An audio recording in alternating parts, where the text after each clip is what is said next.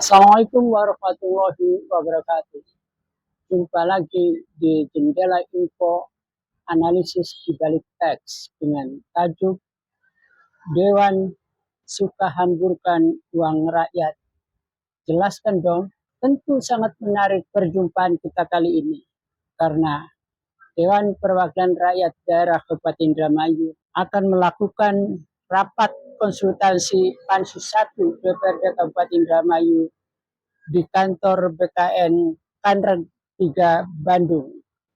Suratnya tertanggal 7 April 2026 nomor 100.1.4.4 garing 553 garing pas Jawas perihal rapat konsultasi Pansus 1 DPRD Kabupaten Indramayu ditujukan kepada yang terhormat Kepala BKPSDM Kabupaten Indramayu di Indramayu yang ditandatangani oleh Ketua DPRD Indramayu Dr. Randa Haji Nurhayati MPDI. Kita coba bacakan suratnya supaya tidak keliru atau supaya kita semua bisa mengingatnya apa yang sesungguhnya kemudian DPR sehingga akan melakukan rapat konsultasi di Badan Kepegawaian Nasional Kanreg 3 Bandung. Suratnya berbunyi demikian. Sehubungan dengan sedang dibahasnya LKPJ Bupati Indramayu tahun 2025 dan menindaklanjuti hasil musyawarah panitia khusus hasil penjadwalan panitia khusus 1 DPRD Kabupaten Indramayu tanggal 6 April 2026, salah satu butir kesimpulannya Komisi 1 DPRD Kabupaten Indramayu akan melaksanakan rapat konsultasi ke kantor BKN atau Badan Kepegawaian Nasional Kanreg 3 di Bandung. Adapun ketentuannya sebagai berikut. Hari tanggal Senin 13 April 2026, jadi sudah dilaksanakan tentunya jam 10 waktu Indonesia bagian Barat, pembahasan kekosongan jabatan di pemerintahan Kabupaten Indramayu. Sehubungan dengan hal tersebut di atas, kami mohon kiranya saudara dapat mendampingi dan membantu kegiatan tersebut. Demikian atas bantuan dan kerjasamanya kami sampaikan terima kasih. Pimpinan DPRD Kabupaten Indramayu dicap dan ditandatangani oleh Dr. Randa Hajah Nurhayati MPDI Ketua. Surat ini ditujukan kepada Kepala BKSDM Indramayu untuk mendampingi rapat konsultasi untuk membahas kekosongan jabatan di Kabupaten Indramayu pemerintahan Lukisaya. Memang faktanya ada banyak kekosongan yang kemudian sampai sekarang digantung menjadi PLT. Ambil saja contohnya yang paling strategis adalah Direktur Rumah Sakit RSUD atau Direktur RSUD Indramayu sampai hari ini tetap digantung menjadi PLT. Padahal seharusnya ketika kemudian Direktur Rumah Sakit Dr. Deden dimutasi di staf ahli harusnya segera digantikan, tetapi faktanya sampai hari ini belum juga ada direktur definitif. Begitu juga di bagian-bagian lain atau di kepala dinas lain masih digantung menjadi PLT. Apa yang kemudian menjadi dasar PLT? Semua orang menjadi tanda tanya karena akhirnya muncul spekulasi bahwa Bupati dalam tanda kutip publik berspekulasi atau menduga bahwa dengan menggantung banyaknya PLT pada kepala dinas atau setingkat sekjen kabid menunjukkan atau sedang diduga oleh publik adanya penyaringan transaksional atau penyaringan amplop. Dugaan itu tentu tidak bisa kita bantah meskipun belum tentu benar. Karena fakta ini menjadi berlarut-larut, seharusnya bupati pengambil kebijakan berdasarkan regulasi atau peraturan undang-undangan yang cukup jelas bahwa PLT hanya mempunyai masa 3 bulan dan setelahnya bisa diperpanjang 3 bulan, jadi maksimal 6 bulan. Tapi faktanya melebihi 1 tahun, sama halnya dengan rejim-rejim sebelumnya suka menggantung PLT, dan inilah yang kemudian menjadi pertanyaan publik.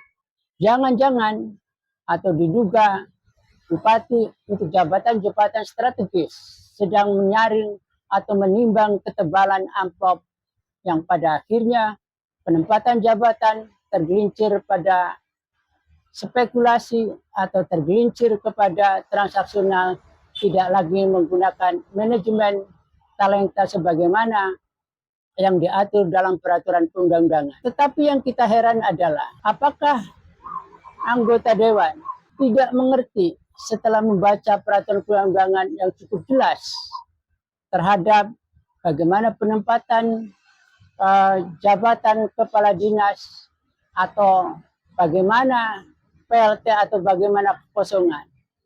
Padahal peraturan perundang-undangan dibuat dengan menggunakan teks bahasa Indonesia yang cukup bisa dipahami oleh semua orang, tidak sulit dan tidak multitafsir.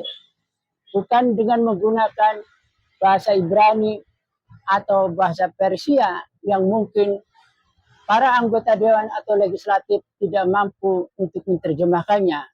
Peraturan perundang-undangan itu cukup jelas, dan yang membuat kita aneh, kok DPR atau legislatif senangnya atau suka sekali berwisata atau kemudian menghambur-hamburkan uang rakyat untuk banyak pembahasan seperti tahun kemarin soal pembahasan Raperda tentang pajak bumi dan bangunan, maka Panja 1, Panja 2, dan seterusnya melakukan pembahasannya di kota Tangerang.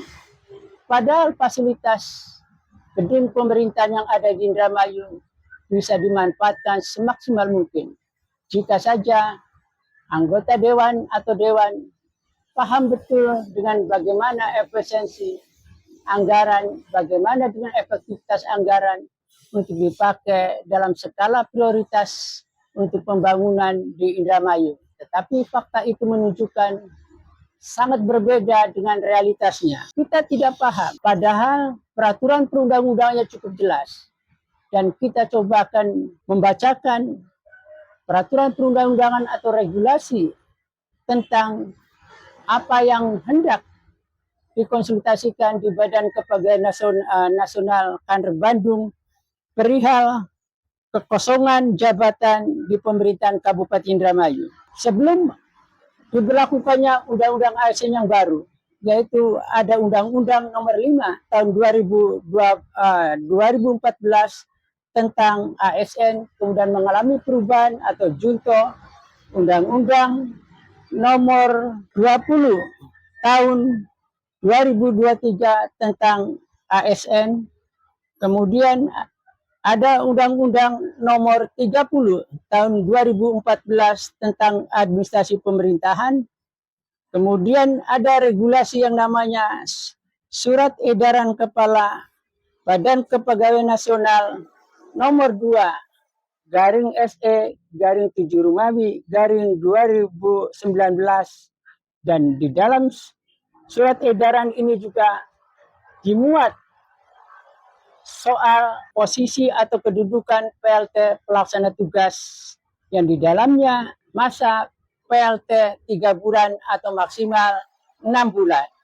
Kemudian ada peraturan perundang-undangan lainnya, yaitu disebutkan dengan jelas Undang-Undang Nomor 30 tahun 2014 tentang administrasi pemerintahan, pasal 14 ayat 2.7 mengatur bahwa pejabat pemerintah yang berhalangan tetap dapat menunjuk PLT untuk melaksanakan tugas rutin. Ini jika ASN atau kepala dinas yang menempati jabatan mempunyai halangan tetap dan kemudian harus segera ditunjuk PLT yang dijelaskan di dalam pasal itu cukup jelas. Kemudian yang tadi disebutkan bahwa surat edaran Kepala Badan Kepegawaian Nasional nomor 2 garis miring SE garis miring 7 Romawi garis miring 2019 dikatakan PLT tidak boleh mengambil keputusan strategis, dan ini yang kemudian harus dipahami oleh Bupati Luki. Kemudian ditunjuk maksimal 3 bulan dan diperpanjang sebagaimana diatur dalam surat edaran Badan Kepegawaian Nasional, yaitu 6 bulan maksimal. Kemudian dipertegas juga dengan Menpan RB nomor 22 tahun 2021 yang mengatur jelas mengenai kriteria, mekanisme, dan pengangkatan, tugas dan kewenangan PLH dan PLT. Tadi sudah kita sebutkan PLT masa tugasnya 3 bulan dan bisa diperpanjang menjadi 6 bulan. Kemudian ada PP nomor 11 tahun 2017 tentang manajemen ASN yang menjadi salah satu acuan operasional penunjukan PLH atau PLT. Kemudian juga dilengkapi juga dalam regulasi itu ada Permendagri nomor 38 tahun 2020 yang mengatur tentang indeks kepemimpinan kepala daerah. Nah, sehingga kemudian jika kekosongan atau digantung dengan PLT yang berbulan-bulan, maka kemudian anggota dewan atau dewan bisa membaca Permendagri nomor 38 tahun 2020. Begitu juga soal kekosongan yang sampai sekarang terjadi di rumah sakit, masih di PLT-kan, bisa juga kemudian dibaca bagaimana soal PLUD, yaitu ada Permendagri nomor 79 tahun 2018 tentang PLUD. Yang menarik buat kita adalah apakah anggota dewan tidak mau membaca peraturan perundang-undangan, atau apakah anggota dewan sudah membaca peraturan perundang-undangan tapi tidak paham atau tidak mengerti, lalu kemudian dengan gampang menghambur-hamburkan uang rakyat untuk rapat konsultasi dengan Badan Kepegawaian Nasional Kanrek 3 Bandung, atau kemudian pembahasan-pembahasan lainnya dilakukan di luar daerah.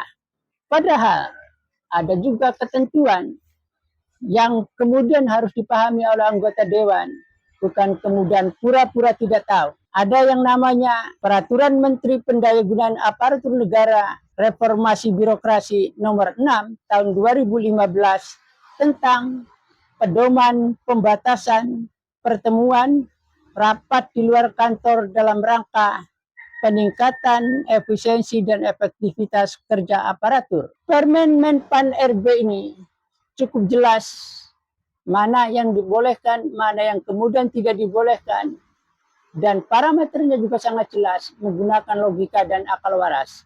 Jadi hal-hal yang sangat tidak penting, tidak perlu Dewan melakukan pembahasan di luar gedungnya sendiri atau di luar Kabupaten Indramayu, di mana masih ada fasilitas gedung yang bisa dipakai untuk pembahasan demi efisiensi anggaran, demi efektivitas anggaran, yang kemudian anggaran itu bisa dialihkan atau menjadi skala prioritas bagi pembangunan di Indramayu.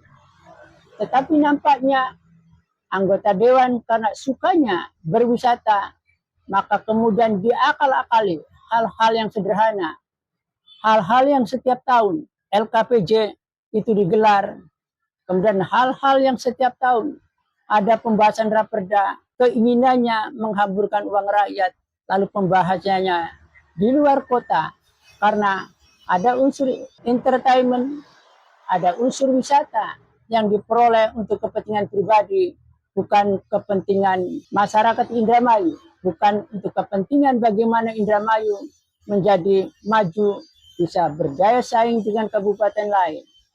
Persoalan ini dari rejim ke rejim, dewan masih tetap dalam gaya yang sama, yaitu suka hambur-hamburkan uang rakyat, melakukan pembahasan di luar kota. Padahal zaman digitalisasi, apapun mau kita bahas, misalnya soal LKPJ, misalnya soal pembuatan perda. Misalnya bagaimana soal kekosongan dalam pemerintahan, semua bisa diakses melalui internet atau melalui Google, atau kita bisa akses langsung, komunikasi langsung dengan kabupaten-kabupaten lain yang telah melakukan itu, yang lebih representatif dan lebih bagus untuk dijadikan perbandingan untuk mengambil keputusan atau untuk diadop menjadi pembahasan di DPRD Kabupaten Indramayu. Tapi fakta itu tidak terjadi. Malah sebaliknya, kalau bisa apapun pembahasnya akan dilakukan di luar kota Indramayu. Padahal jika kita berpijak pada efisiensi anggaran, efektivitas anggaran, ketika kemudian ada anggaran itu keluar dari Kabupaten Indramayu atau apa yang kita sebut dengan money outflow, pengaruhnya cukup signifikan jika itu dilakukan terus-menerus, karena perputaran uang itu bukan berada di dalam kota tetapi di luar kota, mau tidak mau berpengaruh secara tidak langsung terhadap daya beli, terhadap pertumbuhan ekonomi.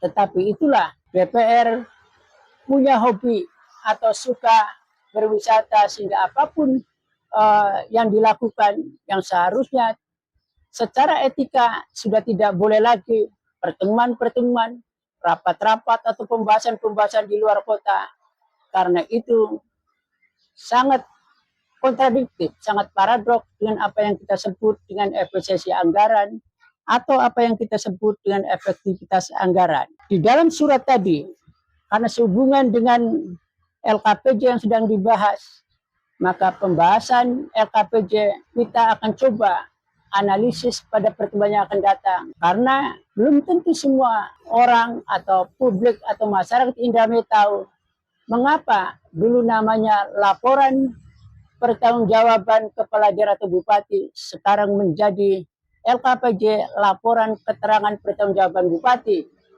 sehingga bupati yang memegang otoritas yang diberi mandat tentang pengelolaan keuangan yang cukup besar, misalnya pada tahun anggaran sekarang konon adalah 3,4 triliun lebih, kemudian diberikan otoritas kebijakan dan hak prerogatif yang tentu tidak boleh melampaui peraturan perundang-undangan untuk mengambil kebijakan yang strategis dan tidak bisa dimintai pertanggungjawaban kecuali hanya laporan keterangan pertanggungjawaban. Asbabun nuzul itu tentu tidak kita bahas pada pertemuan kali ini karena akan memakan waktu yang lebih panjang, tapi akan kita bahas pada pertemuan yang akan datang. Terima kasih. Wassalamualaikum warahmatullahi wabarakatuh.